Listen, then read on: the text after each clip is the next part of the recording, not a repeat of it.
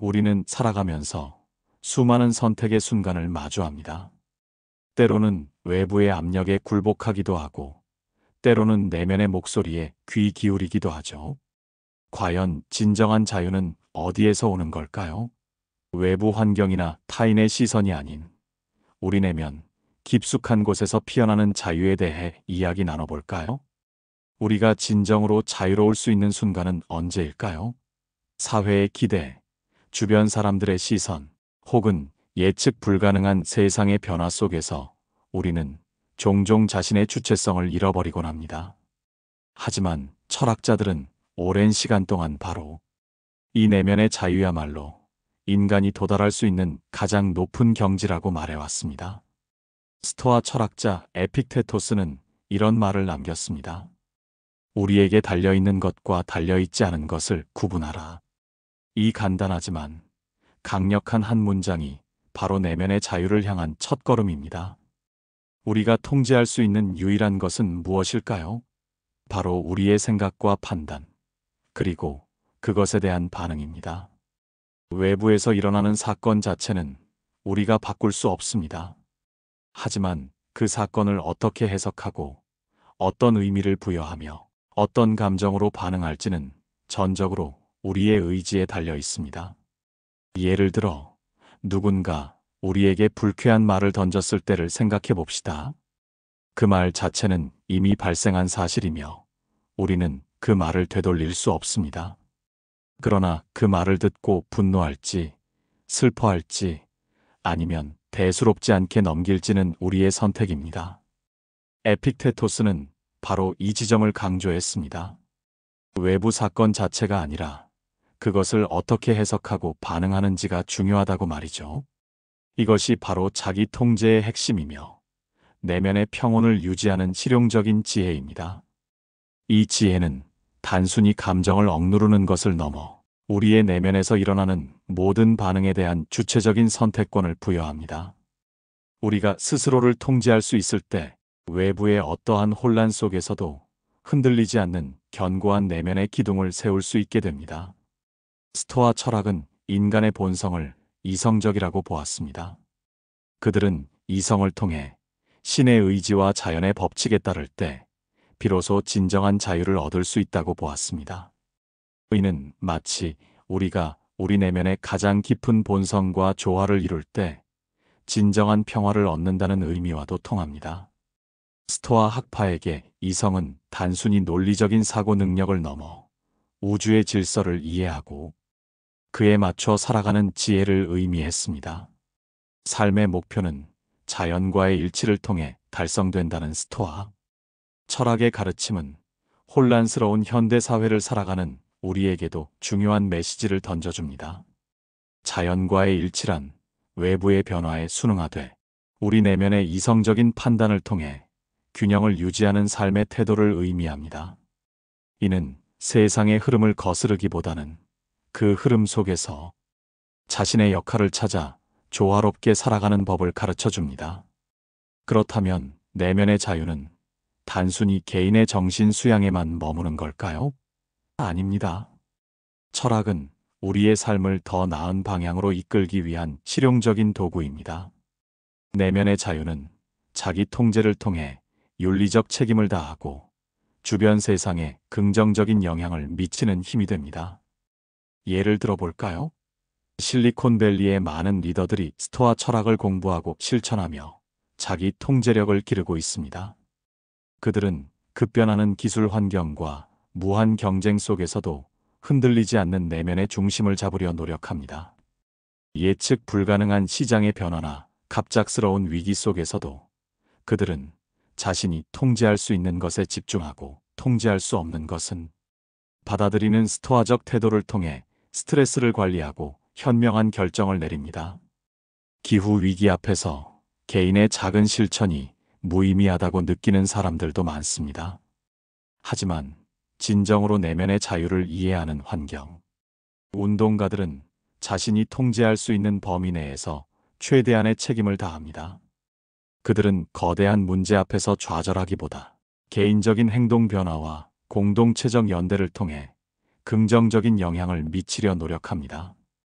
코로나19 팬데믹과 같은 전례 없는 상황에서도 우리는 내면의 자유가 얼마나 중요한지 목격했습니다. 불안과 공포가 만연한 상황 속에서도 어떤 이들은 자신의 감정을 효과적으로 관리하고 타인에게 희망과 용기를 전파했습니다. 그들은 외부의 상황에 굴하지 않고 자신이 통제할 수 있는 영역에 집중하며 변화를 만들어냈습니다. 이처럼 내면의 자유는 개인의 삶을 넘어 공동체의 문제에까지 긍정적인 파급력을 미칩니다. 역사를 돌아보면 이러한 내면의 자유를 지켜낸 위대한 인물들을 만날 수 있습니다. 로마의 네로 황제 폭정기에도 시민들은 끊임없는 억압 속에서도 내면의 존엄성을 지키려 노력했습니다. 중세 수도원에서는 금욕적인 삶과 명상을 통해 외부 세계의 유혹에서 벗어나 내면의 평화를 추구했습니다. 르네상스 시대의 격변 속에서도, 그리고 프랑스 혁명의 혼란 속에서도 에픽테토스의 사상은 끊임없이 계승되고 재해석되었습니다. 권력과 폭력이 난무하던 시기에도 인간은 자신의 정신적 자유를 포기하지 않았습니다.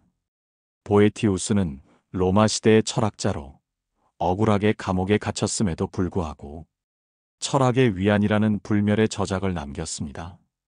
그는 옥중에서도 외부의 억압 속에서도 내면의 평온을 찾으려 했고 철학적 사유를 통해 자신의 고통을 초월했습니다.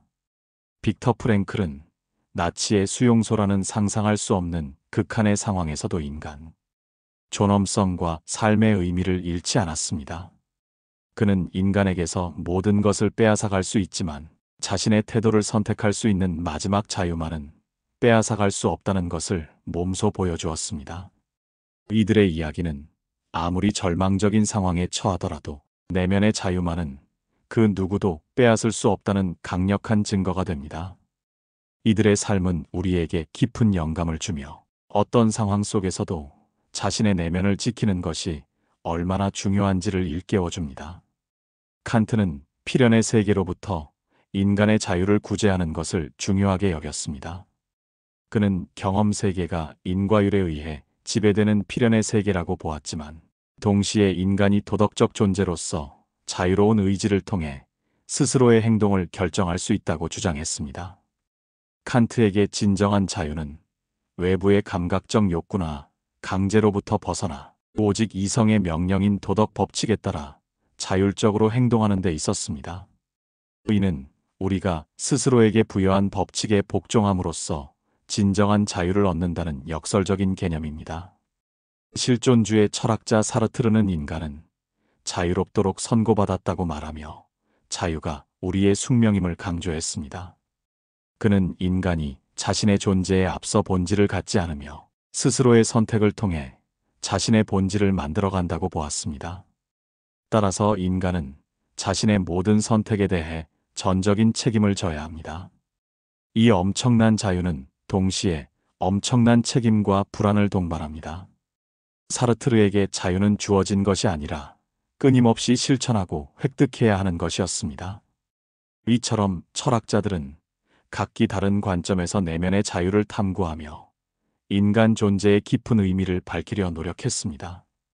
그들의 사유는 시대와 환경을 초월하여 오늘날 우리에게도 여전히 유효한 통찰을 제공합니다. 그렇다면 자유의지는 정말 존재할까요? 아니면 우리는 이미 정해진 운명 속에서 살아가는 걸까요? 이 질문은 철학, 역사상 가장 치열한 논쟁 중 하나인 자유의지론과 결정론 논쟁으로 이어집니다. 결정론은 우주의 모든 사건이 인과 법칙에 의해 필연적으로 일어난다고 봅니다. 우리의 생각과 행동 역시 물리적, 생물학적 법칙에 의해 이미 결정되어 있다는 주장입니다. 반면 자유의지론은 인간에게 스스로 선택하고 결정할 수 있는 자유가 있다고 주장합니다.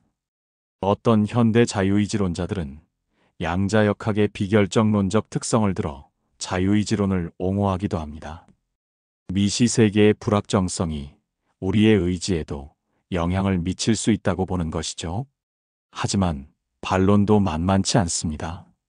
만약 우리의 행동이 완전히 우연에 의해 결정된다면 그것을 진정한 자유의지라고 할 수 있을까요? 우연적인 행동은 우리의 책임으로 돌리기 어렵기 때문입니다. 또한 어떤 행동을 하겠다는 우리의 자유의지가 그 행동보다 늦게 나타난다면 우리의 의지는 행동의 원인이 될 수 없다는 주장도 제기됩니다. 뇌과학 연구에서는 우리가 어떤 행동을 하기로 의식적으로 결정하기 전에 이미 뇌에서 그 행동을 준비하는 전기 신호가 감지된다는 실험 결과들도 있습니다. 이는 우리의 의지가 행동의 원인이라기보다는 이미 결정된 행동에 대한 의식적인 인지에 불과하다는 논쟁을 불러일으킵니다. 우리는 왜 특정한 욕망을 가지게 되는 걸까요? 왜 오이가 아닌 크래커를 먹고 싶어 할까요? 이러한 욕망 자체를 우리가 선택할 수 있는지에 대한 질문은 내면의 자유에 대한 논의를 더욱 심화시킵니다.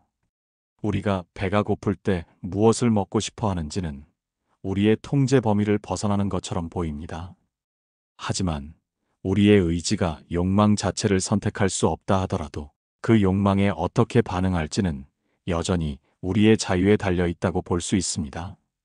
자유는 개인 안에서 비롯되는 내면의 힘일까요? 아니면 사회적 규범과 제약 속에서 협상되는 개념일까요? 어쩌면 이 두 가지 측면이 모두 작용하는 복합적인 개념일지도 모릅니다. 우리는 개인이지만 동시에 사회적 존재입니다. 우리의 자유는 타인의 자유와 충돌할 수 있으며 사회적 질서를 위해 불가피하게 제한되기도 합니다. 하지만 이러한 외부적 제약 속에서도 우리는 어떻게 반응하고 어떤 태도를 취할 것인지를 선택할 자유를 가집니다. 이는 우리가 마주하는 모든 상황 속에서 스스로의 주체성을 지킬 수 있는 근원적인 힘이 됩니다. 이처럼 내면의 자유는 외부의 조건이나 타인의 평가에 흔들리지 않고 오직 자신의 생각과 감정을 스스로 다스릴 때 비로소 얻을 수 있는 귀한 선물입니다. 이 자유는 우리가 삶의 진정한 주인이 될 수 있도록 도와주며 어떠한 역경 속에서도 평온과 희망을 찾을 수 있게 해줍니다. 내면의 자유를 추구하는 것은 단순히 고립된 개인주의를 의미하지 않습니다. 오히려 자신을 정확히 이해하고 통제할 수 있을 때 우리는 타인과 더 건강하고 의미 있는 관계를 맺을 수 있게 됩니다. 왜냐하면 우리는 더 이상 타인의 인정에 목매거나 외부 상황에 휘둘리지 않기 때문입니다. 자기 자신과의 깊은 연결을 통해 얻은 안정감은 우리를 진정한 공감과 이타적인 행동으로 이끌어줄 것입니다. 궁극적으로 내면의 자유는 우리에게 진정한 자기 실현의 기회를 제공합니다. 우리는 외부의 기대나 사회적 강요에 의해 살아가는 것이 아니라 우리 자신의 가치와 신념에 따라 삶의 방향을 설정하고 그에 따라 행동할 수 있습니다. 이것이야말로 인간이 추구해야 할 가장 고귀한 목표 중 하나입니다. 여러분의 내면, 깊숙한 곳에서 울려 퍼지는 자유의 목소리에 귀 기울여 보세요. 그 안에서 삶의 진정한 의미와 평화를 찾을 수 있을 겁니다. 우리는 모두 자유롭도록 선고받았습니다. 그리고 그 자유는 우리 내면에서 시작됩니다. 이 복잡한 세상 속에서 우리에게 진정으로 중요한 것은 무엇일까요? 끊임없이 외부를 향해 시선을 돌리고 타인의 인정을 구하며 물질적인 풍요를 쫓는 삶은 우리에게 일시적인 만족감을 줄 수는 있을지언정 진정한 행복과 평온을 가져다 주지는 못합니다. 오히려 우리는 더 큰 공허함과 불안감에 시달리게 될지도 모릅니다. 진정한 만족은 외부에서 오는 것이 아니라 우리 내면에서 발견됩니다. 내면의 자유를 통해 우리는 세상의 소란 속에서도 흔들리지 않는 자기만의 평온한 공간을 만들 수 있습니다. 외부의 비난이나 칭찬에 일이 일비하지 않고 자신의 가치와 원칙에 따라 삶을 꾸려나갈 때 비로소 우리는 진정한 주체성을 확립하게 됩니다. 이 주체성은 우리에게 삶의 목적을 부여하고 어떤 어려움에도 불구하고 앞으로 나아갈 수 있는 용기를 줍니다. 내면의 자유는 단순한 개념이 아니라 끊임없는 자기 성찰과 실천을 통해 얻어지는 삶의 기술입니다. 매일매일 자신이 통제할 수 있는 것과 없는 것을 구분하려 노력하고 외부 상황에 대한 자신의 반응을 의식적으로 선택하는 연습이 필요합니다. 때로는 고통스러운 현실 앞에서 좌절할 수도 있습니다. 하지만 그러한 순간에도 우리에게는 여전히 한 가지 자유가 남아 있습니다. 바로 그 고통을 어떻게 받아들이고 어떻게 극복해 나갈 것인지를 선택할 자유입니다. 빅터 프랭클이 수용소에서 보여주었듯이 인간은 극한의 상황 속에서도 자신의 정신만은 자유롭게 유지할 수 있습니다. 이는 인간에게 주어진 가장 위대한 권리이자 책임입니다. 결국 내면의 자유는 우리에게 주어진 삶이라는 위대한 여정 속에서 우리 스스로를 이끄는 나침반과 같습니다. 우리는 이 나침반을 통해 길을 잃지 않고 어떠한 역풍 속에서도 원하는 목적지에 도달할 수 있습니다. 이 자유는 우리를 얽매는 모든 속박으로부터 해방시켜 줄 것이며 우리 안에 잠재된 무한한 가능성을 펼칠 수 있도록 도와줄 것입니다. 그러니 지금 이 순간 여러분의 내면으로 깊이 들어가 보세요. 그곳에서 진정한 자유의 씨앗을 발견하고 그것이 여러분의 삶 속에서 아름답게 꽃필 수 있도록 가꾸어 나가십시오. 여러분은 이미 자유롭습니다. 단지 그 사실을 깨닫고 그 자유를 온전히 누릴 용기가 필요할 뿐입니다. 이 자유야말로 여러분이 세상에 줄 수 있는 가장 큰 선물이며 여러분 자신에게 줄 수 있는 최고의 가치일 것입니다. 이 깨달음이 여러분의 삶을 변화시키는 시작점이 되기를 진심으로 바랍니다. 여러분의 삶이 내면의 자유로 가득 차기를 기원합니다.